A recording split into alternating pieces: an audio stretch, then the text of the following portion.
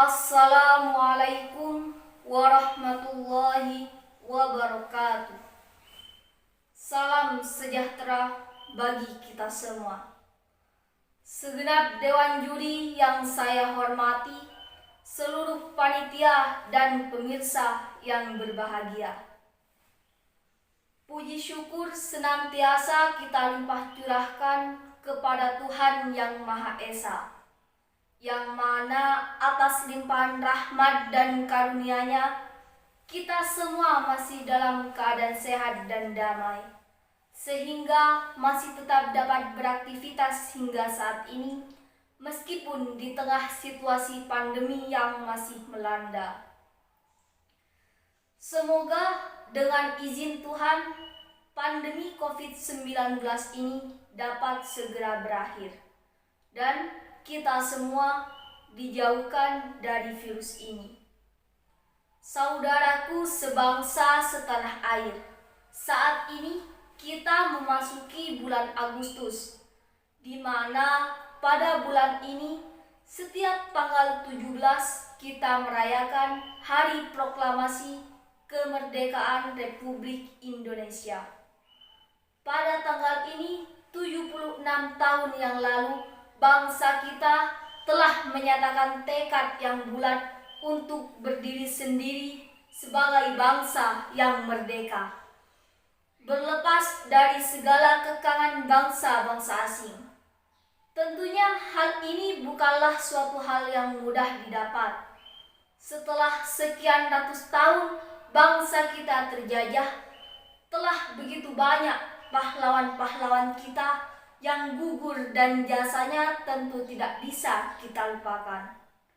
Dengan segenap jiwa, raga, dan harta, mereka telah berkorban yang tentu tak lain agar bangsa kita menjadi bangsa yang merdeka.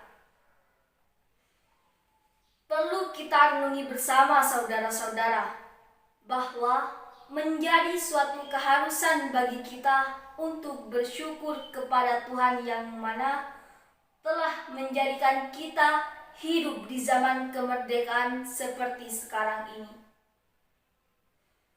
Tentunya banyak kebebasan-kebebasan yang kita dapatkan. Banyak kebebasan-kebebasan yang kita dapatkan saat ini tidak bisa didapatkan dengan mudah pada saat bangsa kita belum merdeka. Bangsa kita telah dijajah sangat lama, baik dari segi politik maupun ekonomi, yang pastinya membuat rakyat begitu sengsara dan tak berdaya di tangan penjajah Jepang maupun Belanda. Sungguh masa yang kelam bagi bangsa kita, saudara-saudara. Meski begitu, apa yang berlalu biarlah berlalu. Tidak perlu kita sesali begitu dalam. Akan tetapi menjadi keharusan bagi kita untuk meneladani apa yang telah terjadi, saudara-saudara. Karena apa? Tentu tidak lain dan tidak bukan adalah supaya penerus kita tidak mengalami hal buruk yang dialami pendahulu-pendahulu kita. Tentu kita tidak ingin bangsa kita di generasi mendatang tertindas untuk kedua kalinya. Maka disinilah pentingnya bagi kita meneladani sejarah yang telah terjadi. Jika kita cermati, tentu kita akan sadar bahwa bangsa Indonesia merupakan bangsa yang besar. Akan tetapi, sebuah bangsa kecil seperti Belanda yang letaknya nan jauh di sana dapat dengan mudah menjajah kita. Bahkan dapat mempertahankan cengkeramannya hingga ratusan tahun lamanya. Tentu sangat aneh untuk dicerna akal kita, tapi memang itulah yang terjadi dan benar adanya. Salah satu faktor utama mengapa dahulu bangsa Indonesia dapat dengan mudah dijajah bangsa asing ialah karena belum adanya persatuan dan kesatuan. Sejarah telah mencatat bahwa dulu bangsa kita terdiri dari banyak kerajaan-kerajaan kecil yang tidak bersatu dan tentunya dengan kepentingannya masing-masing. Terkadang kerajaan yang satu berselisih dengan kerajaan yang lain, yang tak jarang hingga menimbulkan peperangan. Kondisi bangsa Indonesia yang demikian membuat Belanda dengan politik adu dombanya dapat dengan mudah menancapkan kekuasaannya. Begitupun bangsa Eropa lainnya.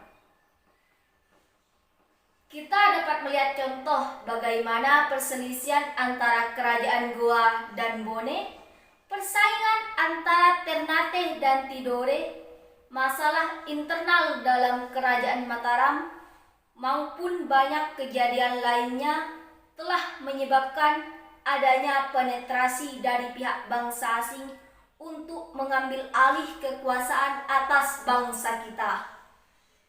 Perlu diingat kembali, jika bangsa kita belum bersatu, sehingga dengan persatuan yang tiada, kekuatan yang dimiliki menjadi lemah dan tak berdaya.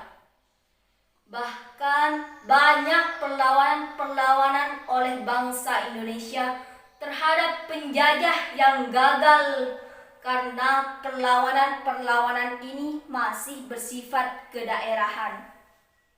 Mungkin saja jika dahulu berbagai perlawanan di daerah-daerah dilakukan secara serempak dan terkoordinir, Indonesia tidak akan dijajah hingga selama ini. Biarpun begitu, keadaan bangsa Indonesia yang demikian dapatlah kita maklumi. Hal ini karena bangsa kita merupakan bangsa yang multikultural. Bangsa kita terdiri dari berbagai macam suku, ras, dan agama. Tentu keadaan ini membuat bangsa Indonesia sangat rentan untuk menjadi perselisihan dan perpecahan. Beruntunglah bangsa kita masih tetap dapat bersatu dengan semangat persatuan dan kesatuan yang dibalut oleh rasa nasionalisme yang tinggi. Dari semua yang telah bangsa kita alami, dapat ditarik kesimpulan tentang sangat pentingnya peran persatuan dan kesatuan bagi bangsa Indonesia.